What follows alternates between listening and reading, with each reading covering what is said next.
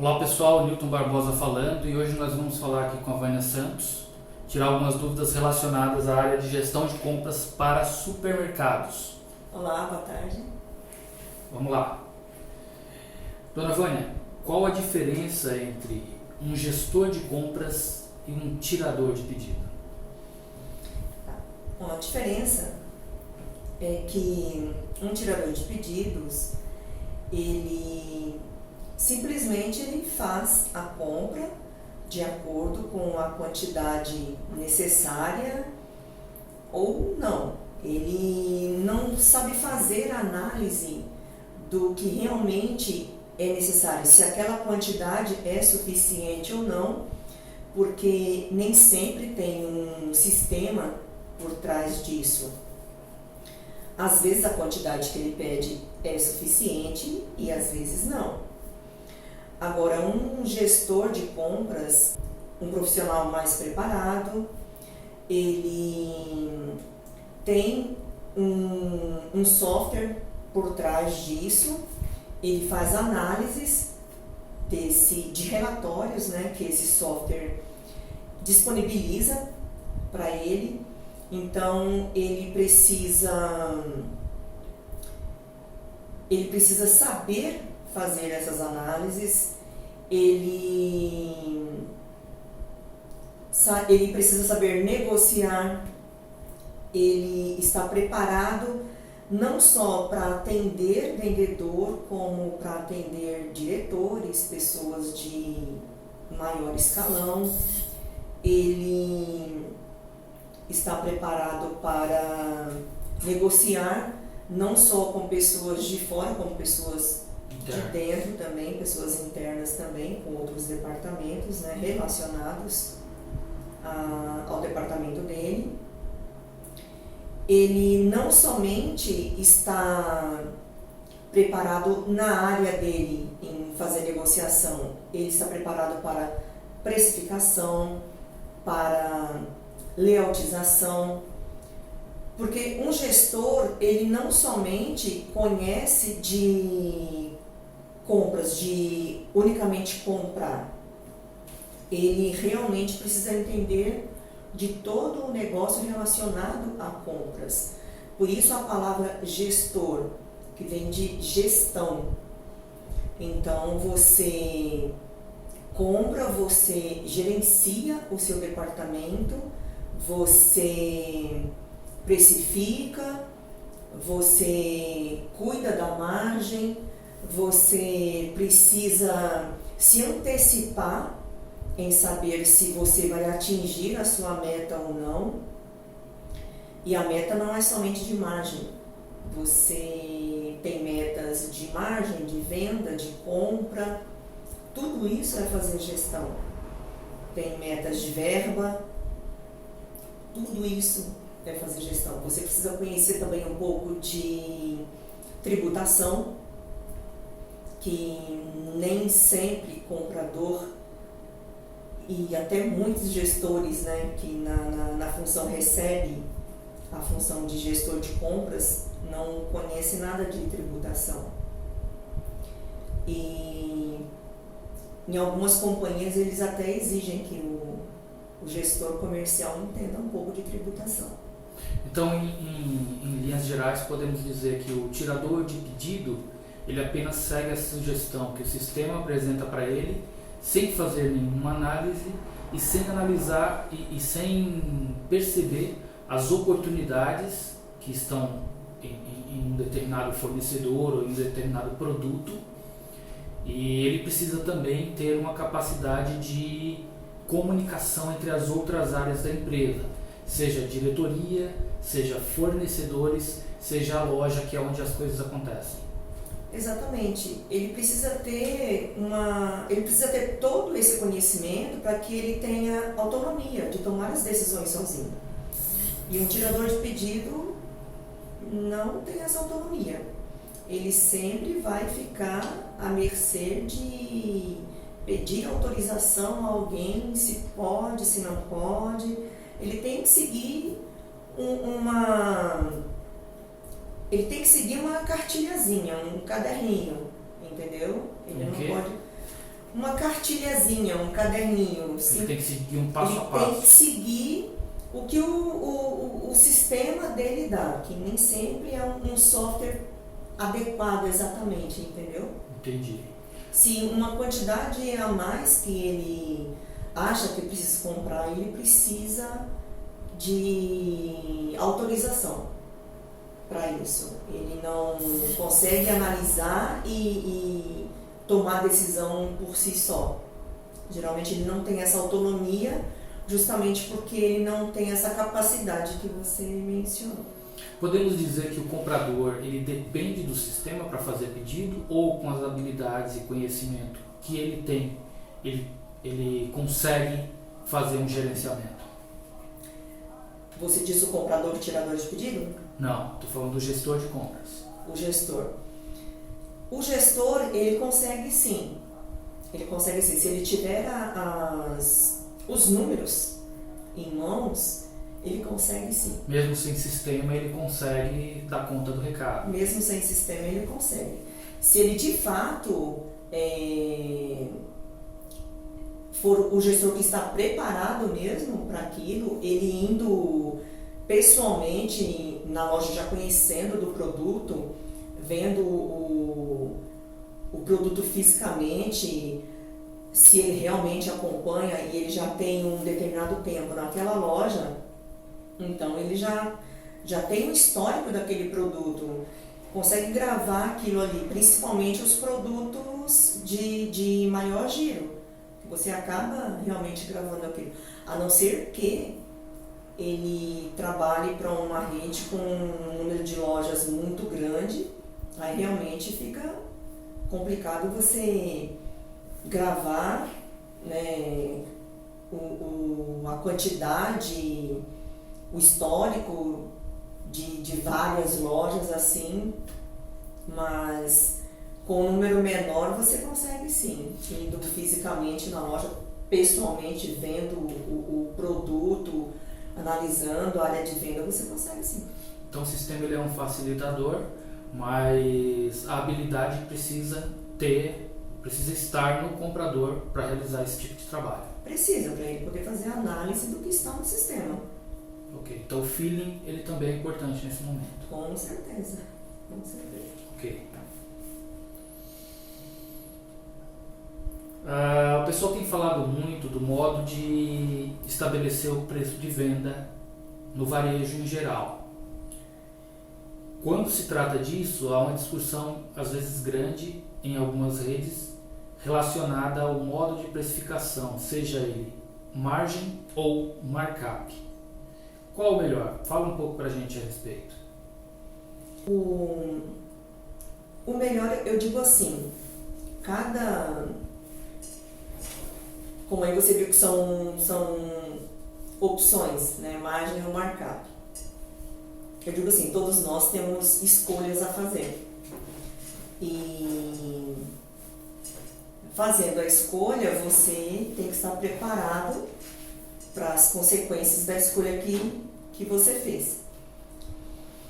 A margem, ela, inclusive nos dias de hoje, que você tem o software de gestão para te auxiliar, né, o sistema, uma vez que você parametrizou o sistema como que você quer, com todos os impostos, com o percentual de margem que você quer naquele produto, que você quer que você retorne para você naquele produto, a margem de contribuição, então, sim, a margem é a melhor dessas duas opções, porque uma vez definido a margem que você quer, o sistema vai colocar todos os impostos que você inseriu ali e vai te reservar aquela margem que você mencionou que você quer.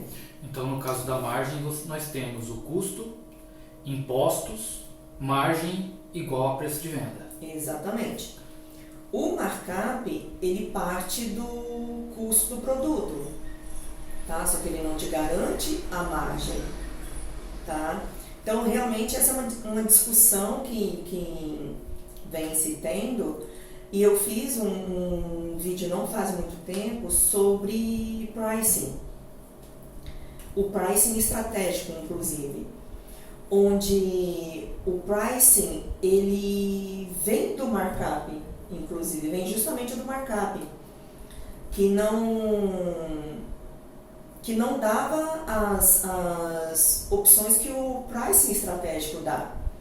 Justamente que vem a ser o que a margem dá, de você parametrizar o que você quer através do sistema, do software de gestão. Então, apesar dele vir do markup, o pricing ele trabalha mais ou menos como a opção de margem trabalha para você. Você parametrizando o que você quer, tudo direitinho. Eu vi uma vez uma rede que ela trabalhava com markup. Ou seja, ela pegava o custo, estabelecia um percentual de margem e chegava no preço de venda. Quando você ia analisar o produto a fundo, você percebia que depois de tirar os impostos, fretes, todas as questões relacionadas à operacionalização do produto, tinha um gap aí. Você tinha produto que você não tinha nem ganho nenhum. Ou seja, tem muita gente que está aplicando um markup em um determinado produto sem ter conhecimento de maneira profunda dos impostos e dos encargos que aquele produto, que você vai precisar pagar daquele produto, e no fim das contas você está achando que está tendo uma margem de 30%, só que alguma coisa estranha está acontecendo e você não está tendo a grana para pagar o boleto no final do mês. A gente que é mais da antiga, a gente costumava fazer da seguinte forma. Quando a gente ia trabalhar no markup, eu digo da antiga porque a gente fazia as coisas às vezes na calculadora quando precisava da coisa assim mais urgente. Então, aplicar o quê? Aplica markup, beleza. Então, a gente fazia vezes se eu fosse aplicar 40%, vamos supor assim. Só que eu tinha plena consciência de que eu não teria 40% de volta. Eu teria ali como margem 37%, 36% mais ou menos. Então eu aplicava 1,40, simplificando. Tá. E se falei assim, não, aplica 40% de margem. Aí a gente era o inverso, a gente dividia, a gente não multiplicava por 1,40. A gente dividia por 0,60. Entendeu? Então a gente fazia isso no inverso. Não, aplica 40 de margem. Então tá, divide por 0,6. Não, aplica 40 de markup, multiplica por 1,4. Tá? Isso quando a gente ia fazer rapidamente na calculadora. Então era assim que a gente conversava, assim, quando a gente estava distante do computador, quando chegava uma mercadoria que precisava ir para a loja naquele momento, porque quando não era tudo assim muito controlado, né?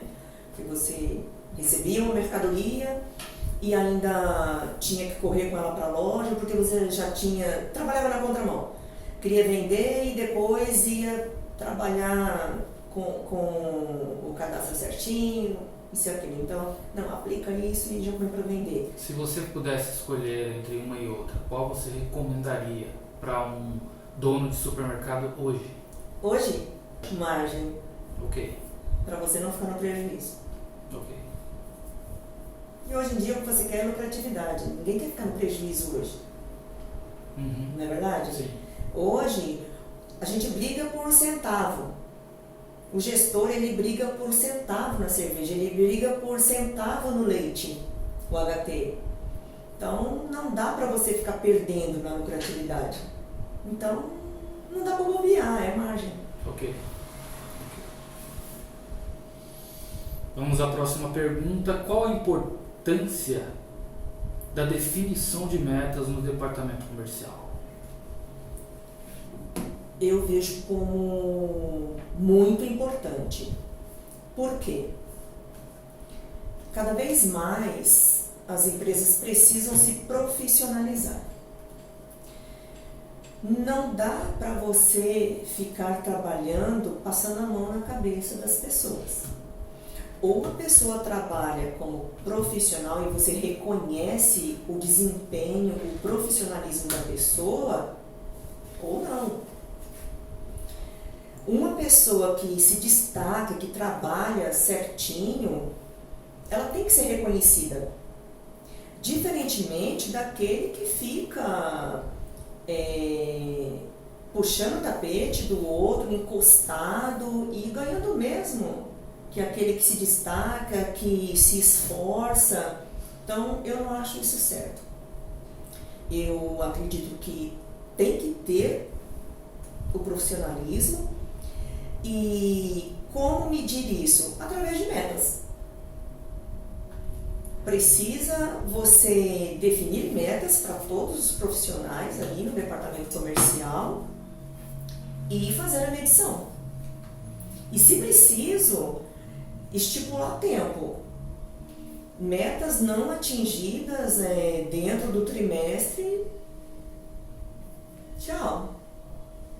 Dá espaço para um profissional, para outro profissional, vai buscar outro profissional. Eu penso assim, se não for buscar outro profissional fora, dê oportunidade para quem está dentro de casa e que também está se destacando em outro setor, que queira crescer dentro da empresa, entendeu? Eu penso dessa maneira. Mas não é um papel da empresa também, principalmente quando ela traz um novo profissional para o setor, prepará-lo para a função? Entende-se que ele não vai se tornar um gestor de compra de um mês para o outro. Uhum. Então, é papel também da empresa dar uma preparação e aí sim estipular um tempo para que ele consiga realizar esse trabalho, mostrar esse resultado. Sim, eu concordo com o que você está dizendo, mas veja bem, no sentido do que eu disse para você de passar a mão na cabeça, isso geralmente acontece quando o funcionário já é antigo de casa, quando não tem essa definição de metas, a pessoa aprendeu até ali dentro, mas sem, como é que eu vou dizer? Sem estar dentro do profissionalismo. Eu acho que todos merecem oportunidade. A empresa que trabalha com um plano de carreira para dar oportunidade ao próprio colaborador de crescimento, eu acho que ela ganha muito. Acho que ela ganha muito, acho que ela retém pessoas, retém funcionários. Mas eu acho que ela tem que ser justa. Ela tem que deixar bem claro o tempo todo para o colaborador que ele precisa se destacar e que ele precisa ser profissional e que ele precisa continuar mostrando o trabalho dele. Entendeu? Que por mais que ele seja antigo de casa, por mais que ele seja já velho de casa, que ele esteja ali, que ele não será tratado de forma diferente, porque a empresa tem metas e ele precisa cumprir as metas dele também. Entendeu? Se a empresa não definir essas metas, eu acho que fica tudo muito solto. Você já trabalhou sem metas? Por um determinado tempo em uma empresa, sim. E qual era o comportamento dos profissionais nesse cenário? Então, justamente dessa forma que eu estou te falando, funcionários de casa acabavam não evoluindo, não se desenvolvendo. Não se desenvolvem, não evoluem, porém os salários vão crescendo sem que a pessoa mostre serviço, entendeu? E vão crescendo assim, sendo que tem pessoas que trabalham, que se desenvolvem mais, que deveriam ter mais oportunidade e não tem. E só porque aquela tem mais tempo de casa, acaba subindo, ganhando mais do que a outra que se fosse por meritocracia, deveria estar ganhando mais que ela. Porque hoje em dia não tem mais isso de tempo de casa. Okay. Entendeu? Uhum. Quais os principais índices que definem o resultado de um gestor de compras? Bom, isso complementa a pergunta anterior, né? Mas isso falando de índices. Vamos falar. Margem, o que mais? As métricas, né? Isso. Seria margem, venda, porque embora a venda aconteça na loja, mas está dentro da companhia. Então as métricas para medição aí, margem, venda, compra, porque tem que ter o equilíbrio entre a compra e a venda, verba, também tem que fazer parte. Esses são os principais, isso em números grandes.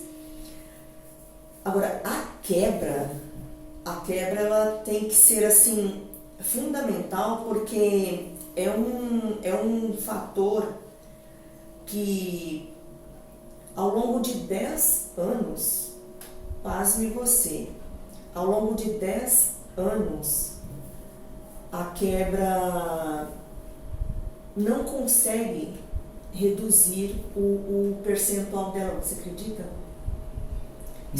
Estava em 2% há 10 anos atrás, 2,4%. Isso índice da APAS.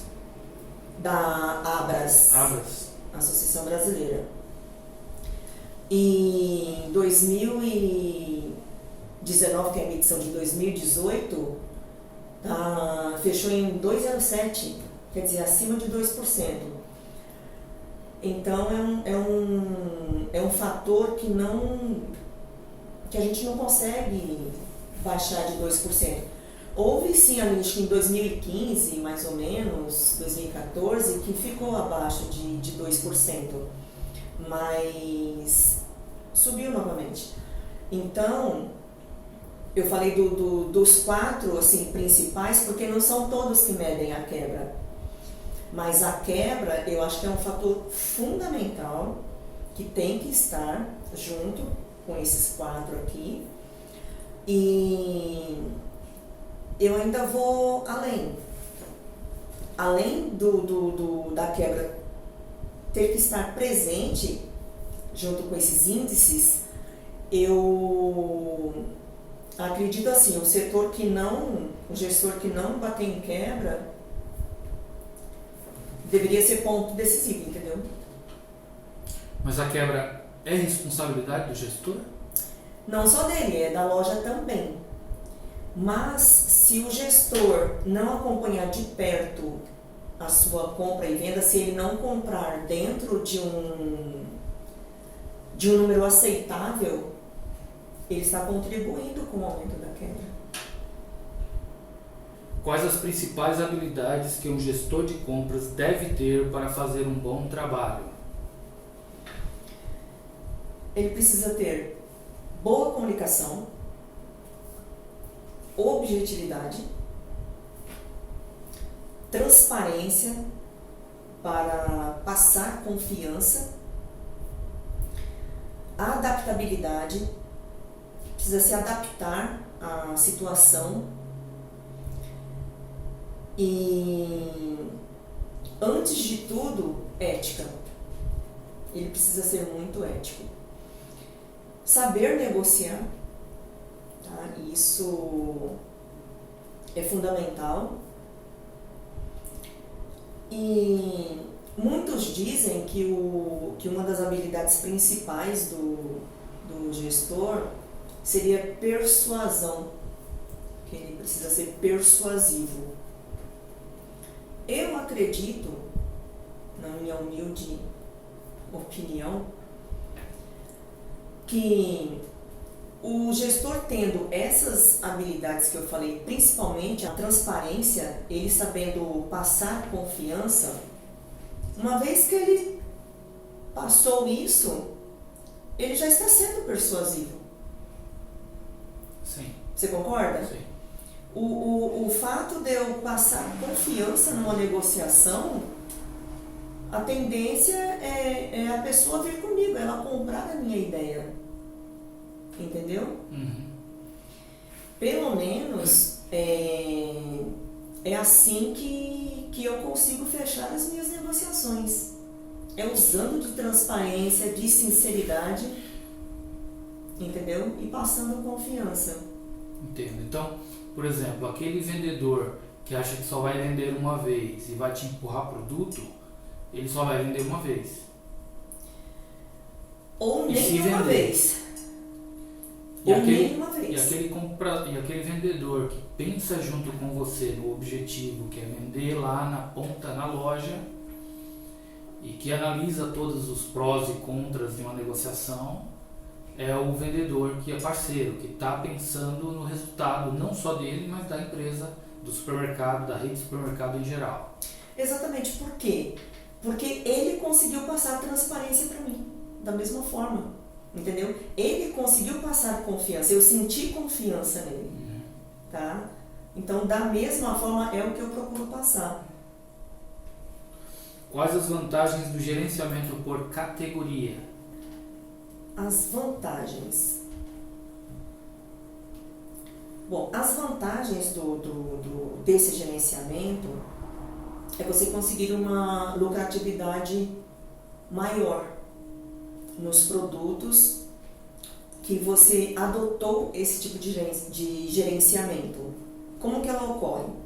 Ela vem de uma parceria do supermercadista com a indústria, tá? Precisa haver esse casamento. Então é feita uma análise e uma layoutização da gestão de uma determinada categoria e ela precisa ser acompanhada na loja. Porque uma vez feito toda a layoutização, a loja não pode bagunçar. Pode mudar o produto de lugar. Como assim? Vamos supor que nós estamos fazendo a análise, o acompanhamento da gestão por categoria da parte de biscoitos, tá? Biscoitos no geral, salgados, doces. E é muito importante também que você tenha um software de gestão muito bom, tá? Porque você precisa acompanhar, você precisa de algumas informações, você precisa identificar quais são os produtos de primeira linha, quais são os produtos de segunda linha, né? Qual é o top, qual é o segundo, qual é o terceiro. Qual é a rentabilidade que cada um já te dá, e aí você definir como você vai trabalhar e qual você vai trabalhar. E uma vez definido qual que você vai trabalhar a layoutização dele, então você mapeou, a loja tem esse mapeamento e a loja precisa respeitar esse mapa, precisa mantê-lo do jeito que foi colocado. Entendeu? Se um produto foi colocado ali na segunda prateleira, de cima para baixo, e de um dia para outro ele amanhece lá na última prateleira, já bagunçou, já quebrou o ciclo ali, o esquema, o acompanhamento. Então, a gestão de categoria é um conjunto de exposição mais um mix de produto. Tudo isso auxilia na venda, entendeu? Com experiência do setor de supermercadista, é desenhada a estratégia, então, e posicionado de maneira mais assertiva, de forma que isso traga mais lucro para o supermercado. Tem marcas de primeira linha que já até prostituiu já o preço dela no supermercado. No mercado. E tem marcas de segunda linha que tem uma qualidade tão boa quanto a de primeira linha e que você tem uma rentabilidade melhor. Então... Em muitos casos vale mais a pena promover o de segunda linha. Exatamente, que a de primeira linha não te dá uma rentabilidade boa assim. Então, para o supermercadista, é mais vantagem você trabalhar e ter um espaço melhor da segunda linha e não da Os primeira. produtos que trazem mais resultado. Exatamente. Tá, mas assim, deixa eu entender. O gerenciamento por categoria, ele é diferente daquela árvore que o pessoal da loja cria, que é o subgrupo. O subgrupo, ele tem todos os produtos de um determinado subgrupo e de várias marcas ali dentro. E a categoria, ela engloba os produtos de um determinado fornecedor. É isso? Grupo e subgrupo é a árvore mercadológica, Ok. que você trabalha o cadastro de produtos Interno na loja. no sistema. No sistema. Ok. No sistema. O gerenciamento por categoria, você vai trabalhar a leotização no PDD, Ok. tá? Justamente para você poder melhorar a sua margem. Mas isso não é uma prática obrigatória. A categoria, o gerenciamento por categoria foi um trabalho estudado e preparado pela indústria, pelo fornecedor. Ninguém é obrigado A fazer. a cumpri-la. É claro, para o fornecedor, alguns fornecedores que começaram antes com isso, para ele foi vantagem, né? Alguns fornecedores começaram com essa modalidade e era em benefício deles. Hoje em dia tem empresas que trabalham com gerenciamento de categorias e não são necessariamente do fornecedor, da indústria, entendeu?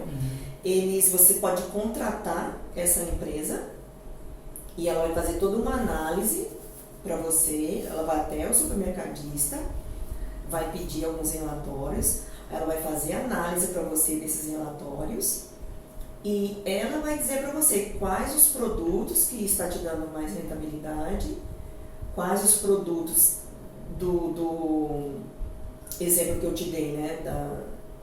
Foi de biscoito que eu falei, né? Foi.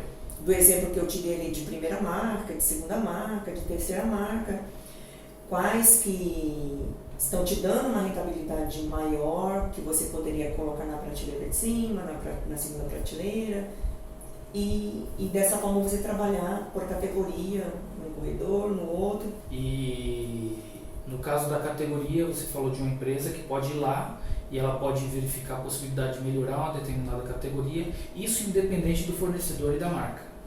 Sim, ela vai fazer o trabalho para o supermercadista. Da categoria completa. Sim. Ok.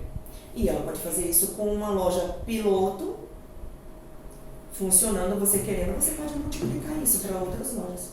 Deixa eu ver se eu entendi, mas o gerenciamento por categoria obedece uma máxima que diz que em muitos casos é preciso você dividir para conquistar. Ou seja, se você tentar fazer um trabalho como esse na loja inteira, são tantos itens e são tantas variáveis que vai tornar isso muito difícil de ser feito. Uma vez que você divide e vai trabalhando ponto a ponto, categoria a categoria, você obedece essa máxima que diz: você está dividindo para conquistar. É isso. Sim, você não necessariamente precisa começar e atacar todas as categorias da loja. Vai trabalhando aos poucos. Quais produtos eu devo encartar? Eu recomendo produtos da curva, alguns da curva A, para chamar o cliente, e produtos da curva B. C não? Produtos da C, você até pode encartar sim alguns. Como eu disse como eu exemplifico no vídeo da curva ABC, eu acho interessante você extrair um relatório da curva ABC dentro da curva B e dentro da curva C. Que aí você identifica os produtos há dentro dessas curvas. E aí você pode aproveitar esses produtos para tentar mandá-los alavancar a venda deles e até subi-los de curva, né? de degrau, né? Exatamente. Ok. Mas dá um exemplo, por exemplo. Se você fosse encartar um produto hoje, 3 itens apenas, quais seriam? Para chamar cliente, leite, todo mundo encarta leite, até porque Cerveja. É um item bem consumido. Cerveja, carne, principalmente fim de semana, né? Que é o que vende. Brasileiro não fica sem carne e cerveja. E curva B? Cliente. Biscoito. Curva B, biscoito recheado, massas, molhos, porque é um casamento, é um casado aí. Curva C. Curva C, guardanapo, papel alumínio, copo descartável. Quem trabalha com cama, mesa e banho, produtos desse segmento, louças, Ok. eletrodoméstico, para quem trabalha, para quem tem um hiper. Legal. Qual a importância do gestor de compras visitar a loja? Fundamental, é importantíssimo. O gestor, ele precisa conhecer a loja. Tem 2 tipos de gestor. Aquele que vem de base, então ele já vem conhecendo a loja, então ele tem até uma necessidade de visitar a loja. Porque como ele veio de lá, que ele sente saudade, então ele gosta de estar ali de vez em quando, ele gosta de sentir a presença do cliente e rever colegas e de ver a gôndola não só como cliente, sabe, como visitando um supermercado para fazer compra, não. Ele gosta mesmo de ir ali nos bastidores, de visitar um estoque, sabe?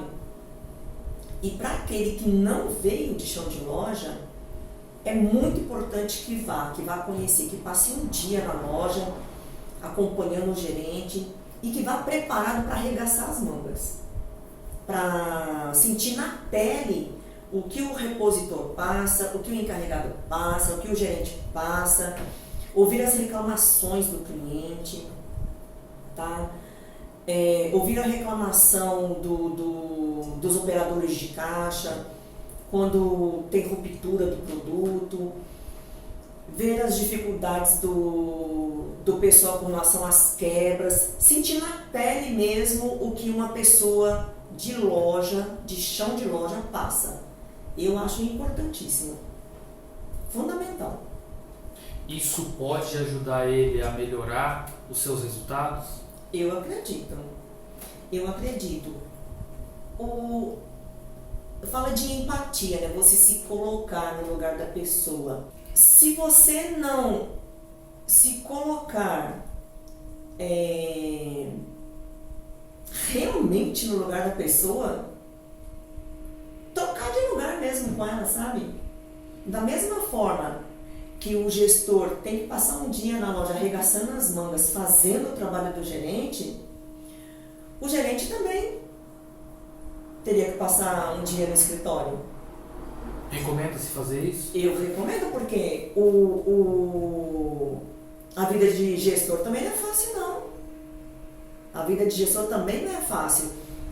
E muitas das vezes o pessoal de loja acha que ficar sentado o dia inteiro atrás de uma mesa é fácil, e não é, não.